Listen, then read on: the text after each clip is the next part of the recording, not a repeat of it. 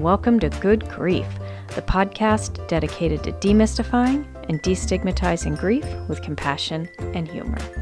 I'm Nikki. I'm an end-of-life doula and a grief coach in Columbus, Ohio. And today, we are going to be talking about a very wordy subject. We're going to talk about anticipated sudden death grief paradox. That's very wordy.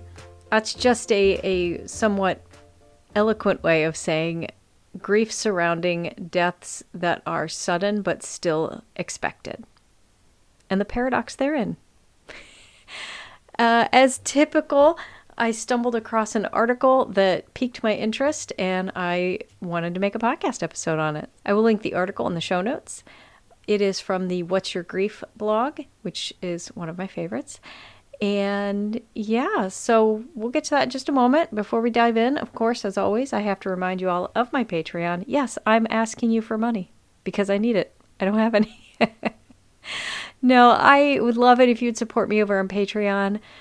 You can find that at patreon.com/NikkiTheDeathDoula. And if you go there, you can get early access to my podcast. You can get grief affirmations, check-ins, Q&As, discounts and or free access to some of my workshops, and all sorts of other awesome stuff. I might even give you a shout out here on the podcast if you join up.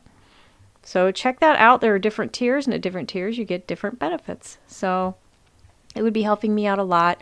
My goal is to use those funds to provide pro bono work to clients who cannot afford my services, because I like to give back when I can. Okay. Now that that's out of the way, let's talk about this. Let's talk about anticipated sudden death. And this article stuck out to me because this is something I have dealt with personally in my life more than once. And I'll use an example of my brother's death, which I use him in damn near every episode. But his death was not wholly unexpected, but it was still sudden. So it was quite an earth shaker, to put it bluntly. And that's kind of where the paradox lies, in that you're expecting it, but it's still sudden, and it's still scary, and it still affects you just as hard.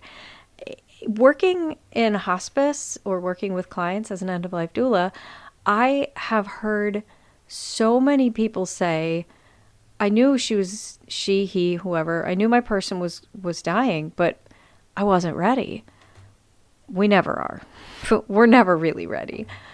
And just because it's if you break it down, we all know every single one of us is going to die. So our death is not exactly unexpected.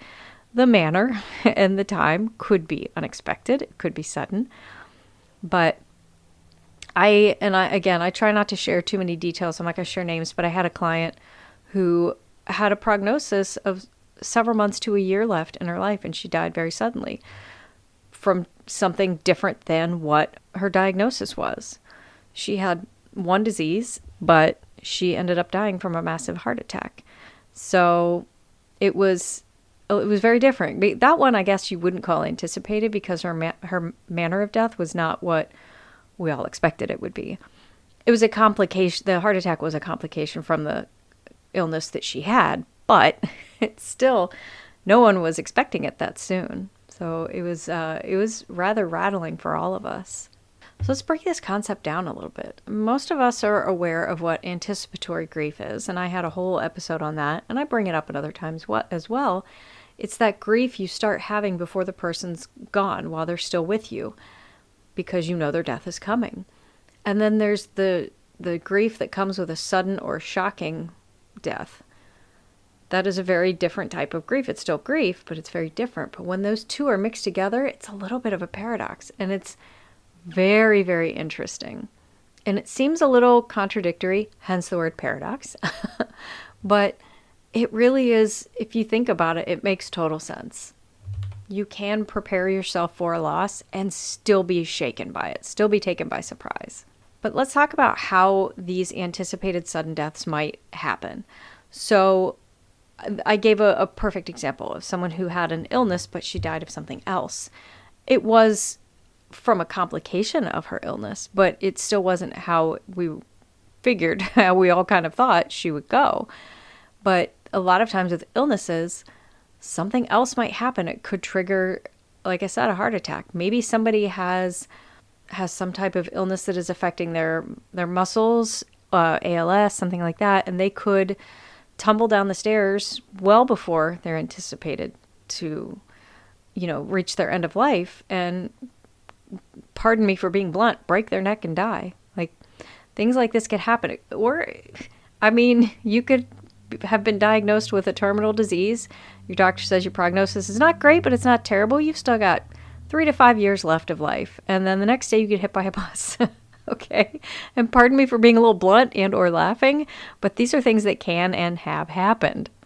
But with this particular paradox, this is more along the lines of a death being quick, but also anticipated. I feel like I'm repeating myself and kind of talking in circles. But when you have a diagnosis or when you have an illness, the death can happen when it's ready. Death is going to come when it wants to come. And it could come a lot quicker than you're expecting. It could also take a lot longer, or it could come in a way you don't exactly expect. There's infections that happen. A lot of times when I'm working with a client who has cancer, something else will happen that kind of hastens. They're already getting to the point of a quick degrade. And they might even be getting to the point where they're not eating and drinking much, if at all. But then they'll develop some type of infection or bed sore, something that hastens that, and they die a little bit quicker than people are expecting. I've had experience with people who, like I said, have a prognosis of could be several months yet, and they just decline so much quicker than anybody would have anticipated, and they're gone very quickly. Those are the ones that are very difficult for the family and loved ones left behind, because, we knew mom had cancer. We didn't think she would go that quickly. The doctor said she still had 6 months to a year left. It's been 3 weeks. We can't always count on exact times. Like, doctors can't tell you. You can't pick a date. In some states you can, which yay, but you can't exactly pick how that's going to go. So another area where anticipated sudden death show up is in elder adults. A lot of times you'll have somebody who's in their 90s and they die suddenly from a heart attack or a tumble or, something, a stroke, and they're in their 90s, right? But it's still shocking because you just spoke to them yesterday. Maybe they were in great shape and still with it, and you talk to them every day on the phone, and you talk to them one day and the next day they're gone. Like, it's very rattling. That's one a lot of people think of, because when you hear, oh, my grandmother passed away, you say, oh, I'm so sorry. How old was she? She was 98 years old. And their thought is, well, duh, which sounds callous, but, just because somebody's in their 90s, we still don't expect their death sometimes when it happens. Another area where this happens a lot is people with addiction. I've had a whole episode. In fact, I just did a rewind episode recently on grief with addiction. And I also had an interview with someone who spoke about, I've had a couple interviews now with people who have faced addiction in their past. And the thing with addiction is when you know somebody who is an addict, you start to anticipate that you're going to get that call and that they're going to die from their addiction. And even though you know it's coming, when it does, it's still shocking. It's still hard. It still hits you to your core that it happened. Now, with that, I will say that a lot of times in that instance, there will be feelings of relief. And I've mentioned this before in other episodes, that especially if you lose somebody, that you're in a situation like this, where they have an addiction, you're constantly just waiting for that phone call that they're gone, and then it happens, you will have a feeling of relief. And that sounds terrible, but it's perfectly valid. You've been internally clenched up and anticipating and waiting for this thing for so long, and now you don't have to wait for it anymore. So I know that sounds callous, but it's totally normal. So if you've lost somebody and had a sense of relief, don't feel bad about it. So let's talk briefly about that. There's a guilt with anticipation. and with these anticipated deaths. Like I just mentioned, when you have somebody facing an addiction, you're almost expecting it, and then when it happens, you feel relief and you feel guilty about it. And you might with any one of those examples, you might have a parent you're taking care of that's in their 90s, and maybe they're not doing really well, and you're help managing just their daily tasks, and you're a caregiver 24/7, and they're gone and you feel relief. Again, that's okay. Even outside the feeling of relief, just the anticipation of their death, of anybody's death, can feel a little guilty, can feel a little weird to you. Knowing, well, my cousin has cancer, so I know he's going to die. And just anticipating getting that phone call that your cousin is gone. There can be a lot of guilt with that. And a lot of times with that guilt, people don't want to talk about it. They don't want to talk about their anticipatory grief. They don't want to talk about how they're feeling because they feel guilty about anticipating somebody's death. Let me put it this way. If someone in your life is diagnosed with terminal cancer and they have a prognosis, be it, 6 months or 6 years, you know that they will die from their cancer, or anticipate that that's how that's going to happen. You are not going to remind anybody. I guarantee you nobody has forgotten that they have cancer, especially them. So talking about it is okay. So many people feel guilty about the anticipation of someone else's death that they refuse to talk about it. And that's what my whole flippin' podcast is about, is getting rid of that stigma, getting rid of that mystification of death and dying. We got to talk about these things. I don't mean you walk up to somebody and say, "Hey, I heard you have cancer. I'm sorry you're going to die." Okay, there's tactful ways to discuss it, but I don't think they're going to forget that they're going to die. So again, be tactful, but if they broach the subject of death, don't get all squeamish and run away. Let them talk about it. So this article talks briefly about labeling and labels and grief. And sometimes we're kind of hesitant to do things like that. There's a reason why I have so many different types of grief on my podcast. There are so many terms like anticipatory grief, disenfranchised grief, communal grief, ambiguous grief. There's all these griefy griefs that I've had entire episodes dedicated to. And while, yes, they are all just a form of loss, and they are all grief, sometimes having that label can help someone. Honestly, the term disenfranchised grief kind of got me to where I am today, because I had been experiencing some losses that were not death-related and were not necessarily socially known or accepted or whatever, that I didn't realize was grief that I was suffering. And once a therapist I was seeing finally kind of flicked me in the head and said, "You're experiencing grief," I was like, holy crap, I am. And when I was able to process it as such, it helped so much. So for some people, it helps to have that label to it. But it can also remind us, in this, I'm just quoting the article directly, labels can remind us that there are no universals in grief. There are many common and shared experiences. So many of us, this is why I tend to refer people to support groups and why I lead a support group. You can get so much benefit from hearing from other people that have had shared experiences. This is why there's so many support groups out there. Support groups for people who've suffered very specific traumas or very specific incidences in their lives, divorces, parent loss. I mean, there's support groups for damn near everything out there, because we can benefit from being around people who've had shared experiences. That said, grief is not universal, and there's no one way to go through grief, right? It's like everything. We all experience it very differently. So the bottom of the article, the very last section, they said they were kind of proposing a new term that we call paradoxical grief. And I like that. I think I'm going to use that from time to time, because it does have its own like uniqueness about it. It has its own set of experiences and commonalities that kind of help people feel a little less alone, makes it feel less isolating, especially when it comes to anticipated sudden deaths.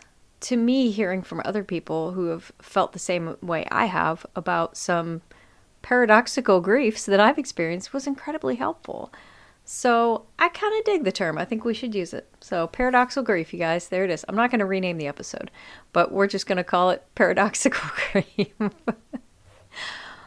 So that's all the article had to say. And as usual, I would say for the question of how do we deal with this? How do we deal with anticipated sudden deaths? Well, pretty much what I would say for most griefs. Don't be afraid to talk about it. Seek help if you need it. Do what works best for you. Some people process their grief better through journaling. Some people do it through exercise. Some people go out, just need to be outside. Some people do it by socializing. They need to be with other people. So whatever method is going to work best for you, do that. But honestly, I would say, I brought this up earlier, but support groups can be so impactful. Not everybody is comfortable. And if you're one of those people who freaks out at the idea of sitting in a room full of strangers and talking about your feelings, that's okay. You don't have to. I would urge you to try attending one anyway.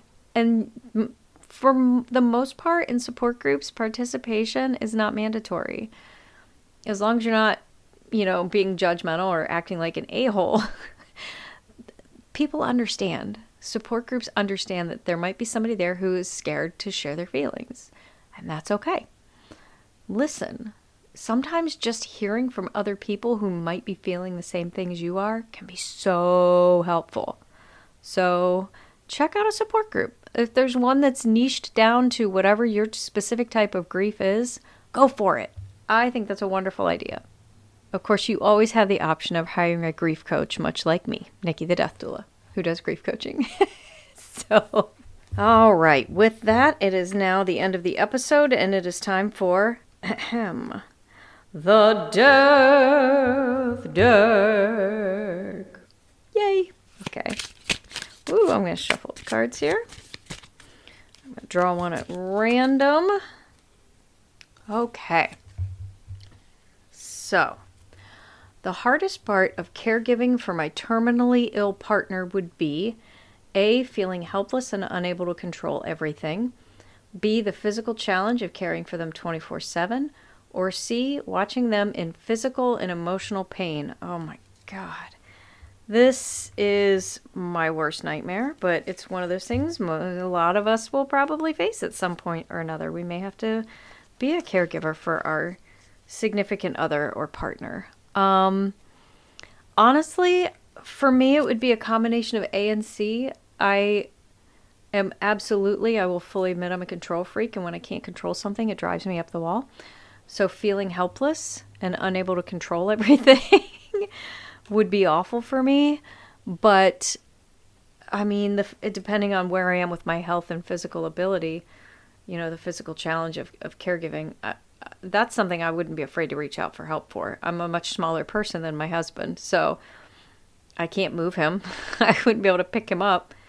But honestly, that last one, watching them in physical and emotional pain, I see that a lot with my work, but seeing that in someone you love and someone who you're close with is very different.